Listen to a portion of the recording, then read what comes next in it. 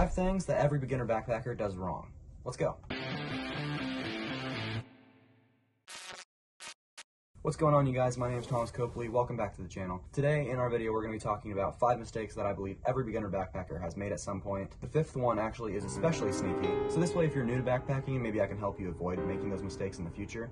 And if you aren't new to backpacking, maybe we can have a good laugh together because we've all made the mistake before. Alright, so with that, let's get right into the first one. The first mistake that most beginner backpackers have made has to do with clothing and footwear. This is a very large and vague category, and this is for a reason. Because it's a very, very large area to learn, and you're going to have to learn most of this just through experience and personal preference. But there are some major categories that typically most people make a mistake with. The first one is the wrong material. All too often, I'm out hiking and I see somebody else on trail that's probably planning to be out there for a few days by the looks of their bag, and I see them in jeans and a cotton t-shirt, or even worse, like a cotton tank top. First of all, jeans. Jeans are way too heavy, they don't breathe very well, and if they get wet, they're going to stay wet for the longest time. Same thing kind of goes for cotton t-shirts. Cotton t-shirts aren't very breathable, they get wet and they stay wet for a very long time, and BO gets trapped in them so easily, and this is not a good thing for your other trail buddies. And the third thing that I said is tank tops, and this might not be as much for the guys as it is for the girls, but I know that when me and my girlfriend started going out, the first time we went out, I know she brought a tank top, and I didn't even see anything wrong with it. And the problem is, even if you have a perfectly fitting backpack, a lot of times it does rub just a little bit right here, and so if you have a tank top on throughout the day as you're hiking, that small amount of rubbing is going to irritate it. What you should aim for is lightweight materials,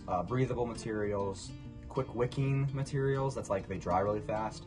A lot of times the best to look for is man-made stuff. Synthetic materials often dry quicker than like real cotton. The other section of this kind of clothing mistake that beginner backpackers make has to do with layering. Bringing proper layering is the #1 way to provide warmth while on trail. Often I believe that a good layering system works way better than a huge expensive puffy parka. Layering's great because you can keep putting on more and more layers until you're warm enough for comfort, and while you're hiking you may get warmer than you are when you're sitting still, and so you can shed a few layers to whatever feels most comfortable. Well, what you'll see with beginner backpackers often is you'll see the two extremes. You'll see some people that don't bring enough layers and then they're freezing cold the whole time, and then you'll see those that bring way too many layers, and that's just too heavy and unnecessary. Another part of this has to do with new gear, specifically new sleeping bags. I know that when I started, I just went off of whatever the sleeping bag said for its temperature rating, which often varies within what they're actually saying that rating is, and then also like the brand you're using. I see a lot of beginners trusting that label way too much, and they'll come with like no layers for that night because it's like 60 degrees in the day, and they're like, well, the sleeping bag is going to keep me warm at night, and they wake up in the middle of the night and they're freezing and they have no more layers that they can put on for extra warmth.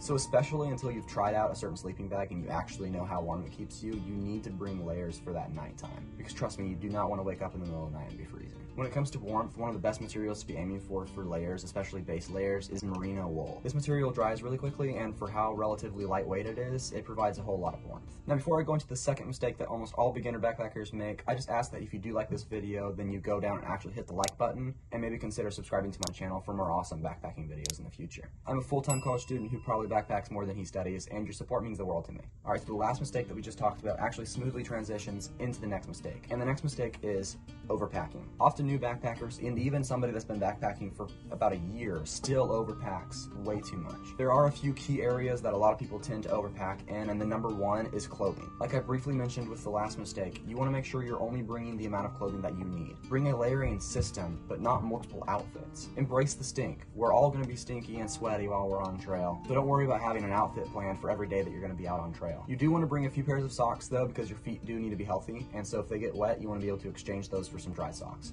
And also just bring a lot of deodorant. That's going to be your next outfit, is just coating yourself in deodorant to save your trail buddies. The other area that a lot of beginner backpackers overpack in is consumables. This is water, gas, and food. It's hard to learn how much food is actually needed for the trip, and you're going to learn this through time, but the main guide is think about how many meals you'll be eating, and then bring a good portion of trail snacks. And then also just bring a few extra items of food just in case you have some unforeseen hunger sometime. Water is also super tricky to figure out how much you need, and it all depends a lot of times on the situation you're hiking in, the environment you're hiking in. But the main guide is that if you're in an area where there's going to be a lot of water sources available, then just bring maybe a water bottle or two and then a good filtration system so you can be refilling your water bottles as you pass those water sources. And then if you're hiking in maybe a desert or somewhere where water is less accessible, the guide is around a gallon of water per day per person and about a liter of water per hour of actual hiking. This really depends on the person and the temperature outside and the environment you're hiking in, but that's a good guide to start out. I'd say the third main area that people overpack in has to do with cooking pots, and I've already talked about this in one of my shorts before, but the main idea is that you don't need more than one cooking pot. A lot of times people will bring a cooking pot for their coffee, and for boiling water, and then like one to stare at or something. But you really don't need 3 or 4 cooking pots. You need one cooking pot that you're going to use for your coffee and your oatmeal and your boiling water and all of it combined. And that's going to take down a lot of weight and save you a lot of space in your pack. Now these are just a few areas people tend to overpack in, but just keep an eye on this while you're packing your bag up for that trip. Just be asking yourself like, okay, do I really need this? Am I double doing this? Is this necessary? This will help you save some weight, which is going to save you some comfort too. Now the next mistake that most beginner backpackers make, and especially me, that I've done multiple times and I still sometimes do, is not checking the weather forecast. And even further, not respecting the weather forecast. A bad weather forecast doesn't automatically mean you can't have that trip and you can't go where you wanted to go, but it does mean that you need to make sure you have the right gear ahead of time. Look ahead at the weather forecast and be like, alright, so if it is that forecast, like if it's the worst case scenario that the forecast is saying, do I have the right gear packed for the trip? Now the fourth thing that most beginner backpackers tend to do wrong is actually probably good in concept, but they just go about it at the wrong time. And this mistake is counting on food that requires an insane amount of prep work for your meals. Now I love going with a good backcountry chef as much as the next person because their meals are much better than my dehydrated meals most of the time. But often people forget how tired you're going to be at the end of the day, especially beginner backpackers. Many times you'll get to the end of the trail at the end of the day and you might not have much time before dark. On top of that, you're so tired from that hike, you don't really feel like bringing out your knives and your cooking boards and everything and chopping up the vegetables for your amazing stew you plan.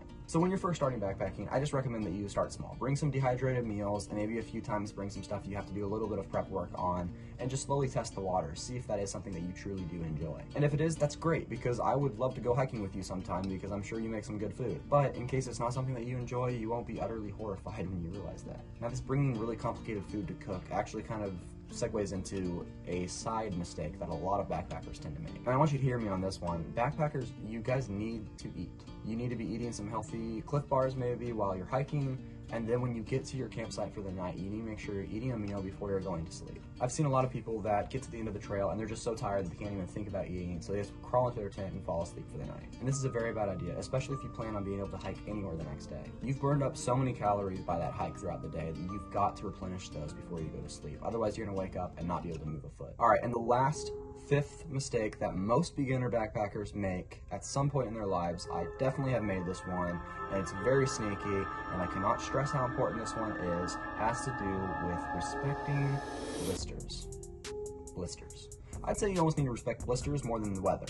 Probably not actually, but it is really important. I cannot tell you how important it is to make sure you have a good fitting shoe with a good layer system of socks, so that way you do not get blisters on trail. If you ever feel a hot spot, that is just a spot that's slightly warm on the side of your foot where your shoe may be rubbing a little bit on trail, immediately stop. Immediately stop and try to fix this. Maybe relace your shoes, or put on an extra pair of socks, or put on some athletic tape to provide a layer in between your shoe and your foot. Just immediately stop and try to fix it, because if that ends up turning into a blister, which hot spots tend to do, I promise you it's going to make your trip horrible. But I just hope that you maybe listen to me just a little bit and try to bring some stuff to be prepared and just be paying attention to that while you're walking. Alright guys, so there are probably the top 5 mistakes that most beginner backpackers make at some point in their lives, and I definitely have done every single one of those before. I hope this video was able to warn you guys so maybe you don't have to go through this in the future. If you have, then hopefully this video was just able to bring up some maybe humorous memories for you, maybe some more humorous than others, I'm sure. But I just hope this video was able to help you somehow. Please let me know what you guys think. Thank you guys so much for watching this video, and I'll see you next time.